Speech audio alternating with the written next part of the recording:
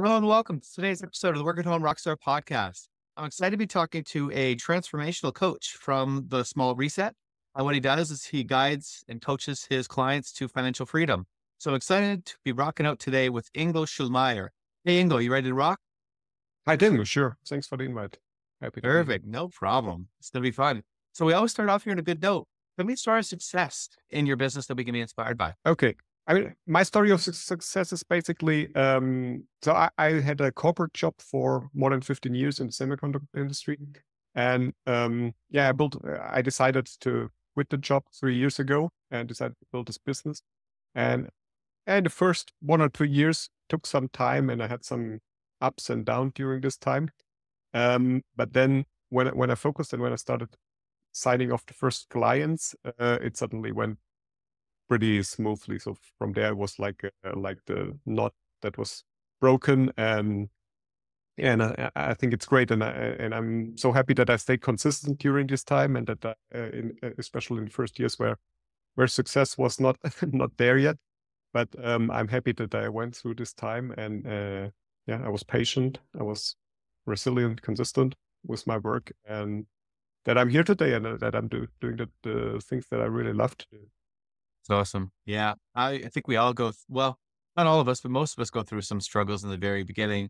Do you, I actually have questions on that. Like did you have some sort of like nest egg or something like that to keep you going through that time when you were just getting started? Like, how did you make sure that you were still making ends meet when you were struggling?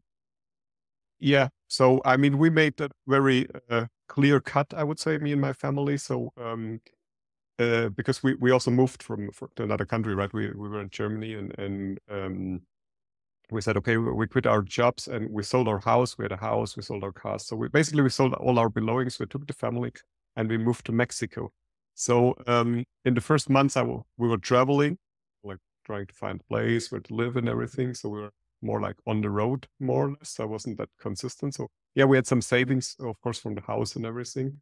And I had also time to think and to build my strategy and to build my vision for what I want to do. So that was also something. It took some time to really understand what I really want to do, and how I want to really help people. So but it's good, especially I think if you have a family. You need to see where the money is coming from and how you support your family still, right? Yeah. And also they need to be able to support you in the decision to do this, right? Yeah, exactly. Yeah. So then can you think about like, was it just like a time thing that needed to pass before you kind of broke through? Or was there some sort of like epiphany that you got that you went from struggling to all of a sudden things started to move in the right direction? Yeah, I think in the beginning, I was thinking about a few different things. So I thought about continuing with some technical stuff, doing consulting or something like that. But I was also since many years, since 10, 20 years, I'm very obsessed with personal development and self-development. Um, and it helped me also to a lot to go into myself, and I really checked with myself. I did a lot of meditation, like connecting. I went to the nature and really tried to understand what I really want to do, and build from there, from my own values, from my own purpose. I built my vision, and I think that was something. It took time. Like I took almost all the time when we were traveling, so to think about what I want to do. So I didn't start directly, and I checked out a few different things. Some of them were boring me, so I just went to something new. But I think this is important to take this time in the beginning, what you really want to do, because many times we just say, okay, we want to be independent, we want to work for ourselves, and we jump on some ideas, like just what's fancy right now on the internet, or we see on social media. There's this guy's promoting whatever. Now you should do digital marketing or ghostwriting or something. And I think that's usually, I mean, if it's not aligned with your purpose, that I think it won't make you happy in the long term. I think it can work for a while, but I think it's better to take the time in the beginning to really become clear about your vision and what you want to really create. Well, yeah, I agree. Right. And I think that it's like, a lot of people probably make the mistake of just picking something that they think will make money rather than picking something that they really want to do first. Right. Right. So it's good that you take a step back, because I think that uh, probably a lot of the resilience that you needed to keep moving forward wouldn't have been there if you just picked something to make money, right? Yeah, exactly. Because then you're always questioning yourself. I mean, sometimes when you're working on things, and I mean, we all know it, right? It's like working in a job or working on anything. As it's not always fun, right? Sometimes there are days or weeks or even months eventually where it's just like you have to do the stuff and you need to move forward, even if it's not funny, just to stay in motion. And during these times, it's good if you can relate to something that it's really your vision, right? If you have if you clarified your why, if you're saying, okay, I know why I'm doing that, so it makes it much easier to stay consistent rather than if you have just like, I'm just doing it for the money and I have to do it now because I need the money, so I have to continue. So Yeah. it's a different driver, right? Yeah, exactly. So we talk about the bad note on this show, which is basically the thing that no go is planned, or the mistakes that you might make that you can recover from.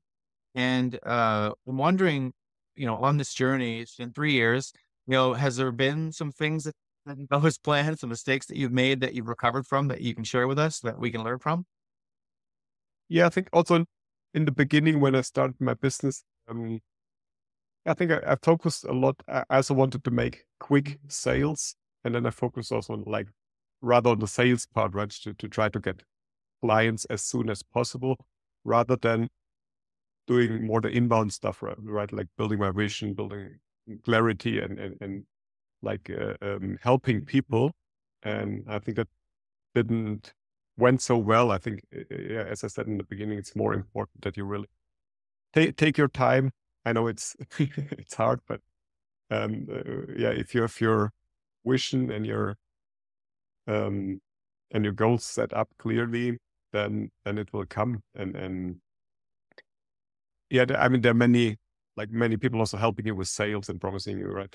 So Right. you'll make some money in 2 months or 3 months or whatever, get 5 new clients in 2 months. So um, yeah, that can also work, but I think it's if you have the time, it's better to really align that with and be slow in the beginning because I mean usually growth is not linear, right? Growth is more exponential, right? In the beginning, it's for a long time it's very slow, but then once it picks up, it's going up faster. And so if you've the foundations laid well, I think that's an advantage. So you don't Yeah. need to readjust later on.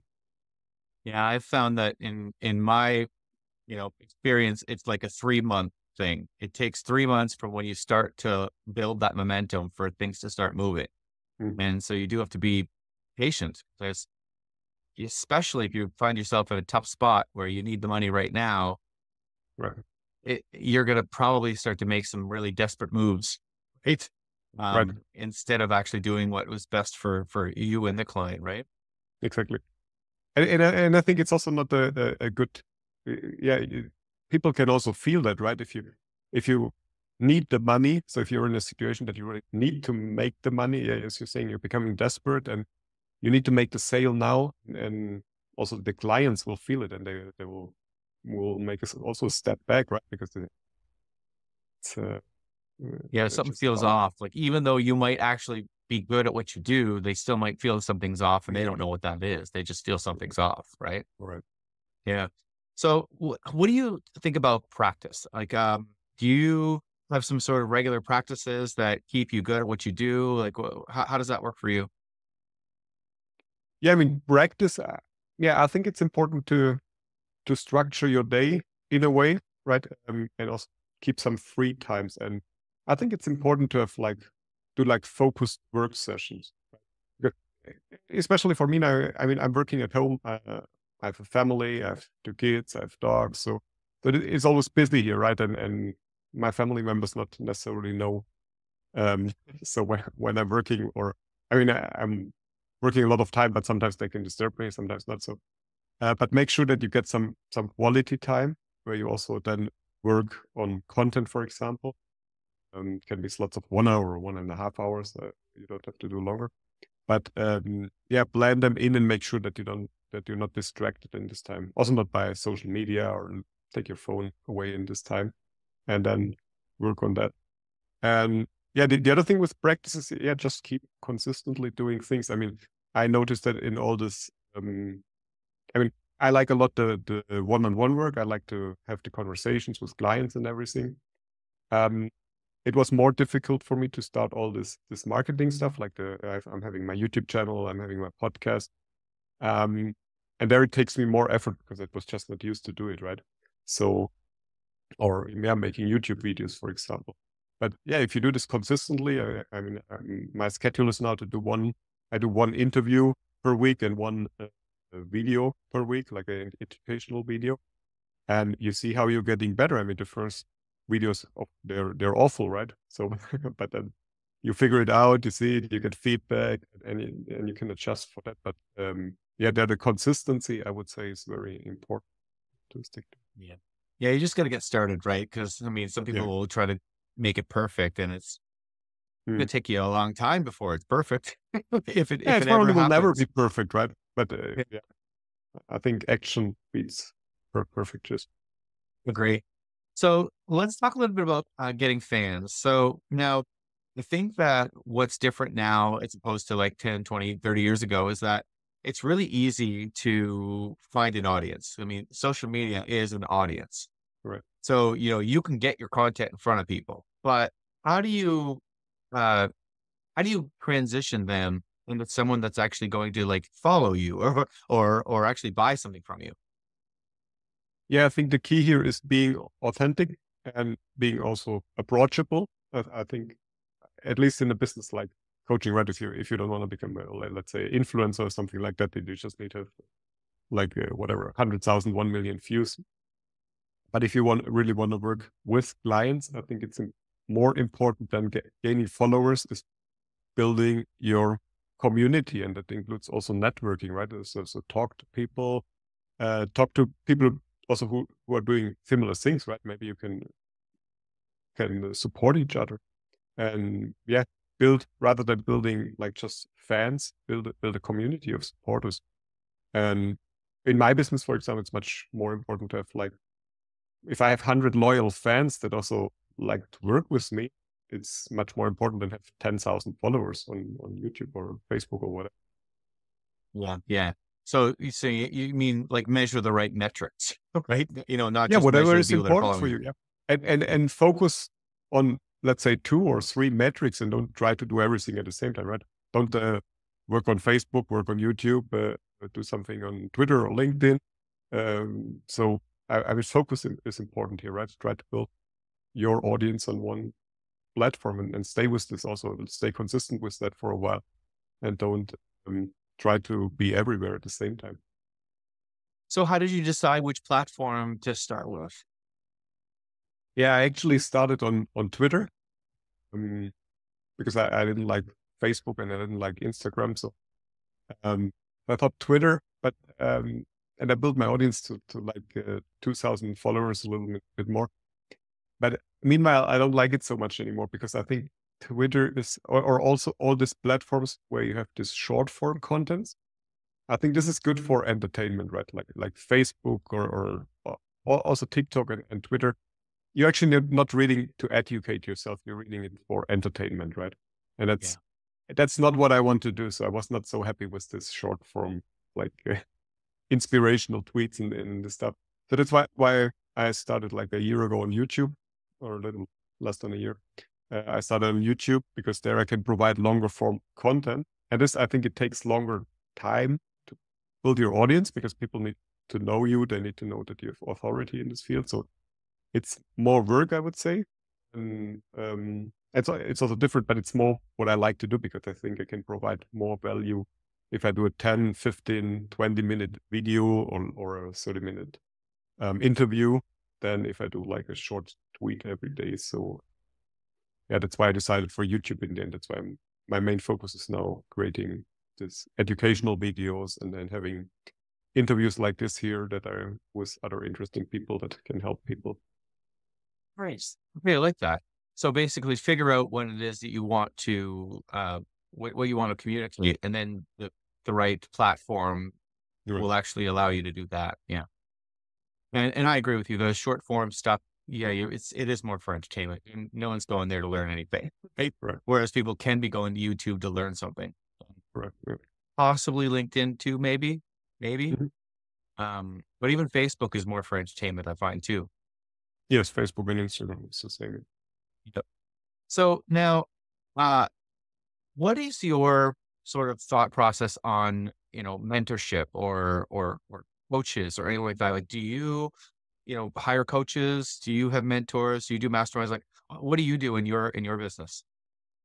Yeah, I think coaching is a great investment, and I think it was always for me. Also in my corporate career, right? I got coachings in this. I was in this leadership development programs, and I got coachings there. I think it's always helpful because I think, yeah, because I think today in our times we don't lack information, right? All the information we need to have is out there, right? We can find it on media, on YouTube, in books, in whatever. I think the problem is the implementation and the personalization for yourself. And I think that's where a coach can help you. And that's worked a lot with coaches, and especially so. What I'm doing is transformational coaching, right? What does that mean? It means that you're not. I mean, I'm not offering my solution, right? I'm not giving my solution that people should follow. I'm helping my clients to find their solution, right? And this is just by asking questions, and you help the clients to get into the thought process of thinking about what's your own solution. And that again depends on what are your values, what is your belief system, how is your social environment, right? And all the stuff. And everybody is different here.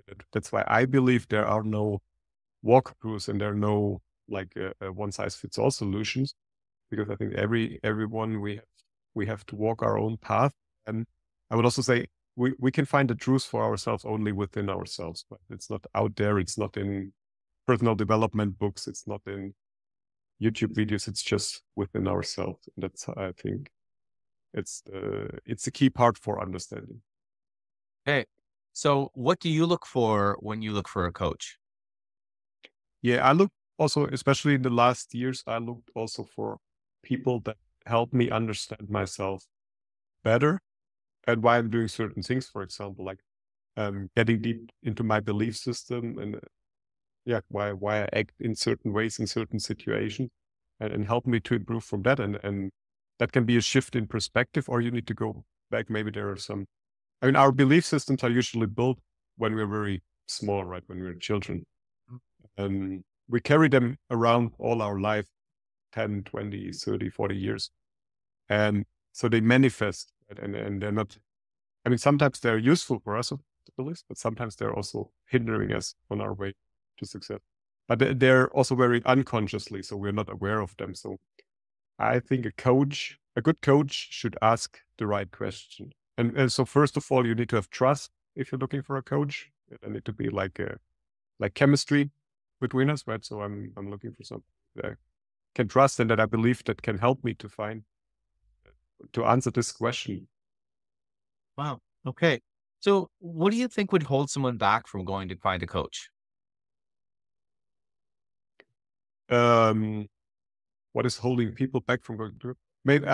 Maybe if you don't have experience with that, I think I was like that many years in my youth. I thought I can, and I'm still today. I'm an autodidact, right? I'm teaching my. Uh, I don't like a lot of teachers. So if I want to learn something, I buy a book, or today I'm checking it out in the internet, and I'm learning that for myself. Um, yeah, I think maybe it's trust, or especially transformational coaching. It's also, I would say, I mean, it's not always pleasant, this kind of coaching, because we need to go very deep in ourselves, and we're looking for truths that have been covered for many years sometimes. And going to this to this places in our mind or in our feelings is not always a good feeling, right? Because these are usually the feelings we try to avoid in our daily lives. But it's important to get them out. And I think, yeah, for most people, they're just not aware that the coach could eventually help them. Maybe also. Yeah. Yeah, I think there probably is an awareness issue, and I think I think you're right. I think that we have these behaviors that cover whatever it is that's uncomfortable. We sort of have these things that we don't really want to look at, and you're probably right. I would guess that if we really were honest with ourselves, we know the reasons why we're not going there. Yes. But we don't want to look that in that direction. And so, it's one of those kind of like chicken or the egg thing. You want to get better, you want to succeed, but you're also very afraid to look at the uncomfortable situation that you've been hovering up for so long, right?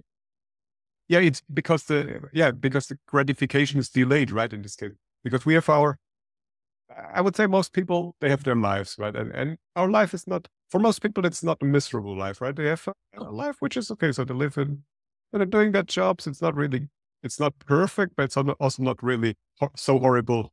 Like it's not so bad that they need to make urgently a change. And the point is there when you're in this situation, and then you think, okay, I want to do something different, but I want to have it different now. And it should be easy to get there. I don't want to wait for it, right? And I don't want to work for that. And rather than, okay, making this, I mean, the first step is in this case, you have to make this move and say, okay, my situation is like that. I want to change something now and I want it different. And if this pain is big enough, there's this theory, there are two ways of motivation, right? There's away from motivation or towards to motivation. And actually the away from motivation is more powerful, right? Because if you're really in misery, so I mean you have to do something. I mean if you're whatever, if your life is, if you already hit rock bottom, you have no other chance. You have to change something. But Yeah. if your life, so I mean, okay, so maybe over there the situation is a little bit better, but I need to walk, and it's maybe there's stones on the way, and it's it's harder to get motivated by that. Well, and I think that that's why there are so many very, very inspiring kind of like rags to riches sort of like stories, right? Of people that had some really, really big struggles, maybe a health struggle or financial struggle or something really, really bad that was like a rock bottom. And then they Right. turned their life around. Because I think you're hitting on it. It'll be when things are so bad that you need to make a decision. Well, then you need to look inside. You need to actually make those changes, and so then you can see some big success. And then, but all the people, which is the majority, obviously, that are all sitting in the middle, where they're like, "We're so bad," Then they're kind of looking at these people that are super successful and going like, "Wow, that's inspiring." They were so, in such a bad place, and then they came up, but they're not willing to make those same choices because things are not so bad. Right? Exactly. Yeah. But, uh, maybe they're listening to this podcast and they're thinking, okay, I do want to make those changes. So maybe it doesn't have to get that first. And, because it is kind of unfortunate that you see people having to go through all these really, really, really, really horrible things in order to get to that success when you could make that change right now if you wanted to. Mhm. So let's time for your guest solo. So tell me what's exciting in your business right now. What's exciting about my business? Yeah. And I mean, exactly this process is what I'm helping people with, right? I mean, getting into this state of that they want to make the change. And so I developed this process, and it's actually about this. It's the 4 Rs. It's recognize, release, rediscover, rise. And I think that's where you start. And the first part is to recognize, right? It is actually before you can change something. First of all, you need to recognize that you want to change something. And that can be, I mean, as you're saying, if you have like a really traumatic event or something, then I don't want to say it's more easy to change, but at least you have less choices. You have to make a change. Um, but also in other situations, I mean, it's, I mean, sometimes you just need to think about, is this really the life you want to lead? Or at the end of the life, is this the life you're proud of? Right. So, um, and yeah, you need to create some urgency that you want to make some changes. And yeah, once this awareness becomes in the person, then I think I or another coach can help these people, right? And then you come in the process of release, which means you let go all your negative beliefs. You also do like we're shifting beliefs to different perspectives. Sometimes it's just helpful to um yeah, if you have a belief, for example, I'm not good with money or something like that, or I'm not the type of being an entrepreneur, and I need to work in my job. So sometimes it helps just to shift this belief a little bit and see it from a different perspective, because and to make this whole situation completely different. And from there, you can then start to work on yourself, and from there you can then start the building your strategy how to move forward. And that's usually what I'm working on with my clients. Like if they say, okay, I'm in my job and I'm in my 9 to 5, but I want to create my business, but I'm afraid to quit my job now. And so okay, you need to develop strategies how you're not afraid of that, right? So maybe you have a backup plan or something like that. And yeah, these are the strategies we're working on, mainly by changing the mindset and building the right strategies. So then really who would get the most from your, from working with you would be someone who kind of recognizes that they need to make some changes and they know what they want to go do, but they just need someone to help them, to guide them. Exactly. Yeah. I think people that have this awareness that they can change, that they want to make a difference in life, that they want to live more with purpose eventually, right? And from there, and they also have, as I said, they have all the information usually, right? I mean, you can read a personal development book and they say, okay, you have to do whatever meditation, but it's not really personal life. I can help with this part of implementation and really helping with this incorporation in the body, like that it lives in the cells, because it requires. I mean, it's easy to read something and I say, okay, yeah, it's easy. Let's say, be positive or something, or think positive or whatever. So, but yeah, it's the belief and mindset changes that we're working on usually. Okay. So how do we find out more about you then? Yeah, I mentioned already my YouTube channel, right? So I'm on YouTube channel. It's The Small Reset. I also have a website. It's called The Small Reset, and I'm also still active on Twitter. So these are actually the resources that you can learn more. And on YouTube, there are also interesting interviews with other people about mindset, about how to become free, how to free your mind, how to become financially free. Nice. Right on. Well, thank you so much for rocking out with me today. It's been a lot of fun. Yeah, thank you, Tim. It was a pleasure. Awesome. And to the listeners, make sure you subscribe, you rate, you comment, and we'll see you next time on the Work at Home Rockstar Podcast.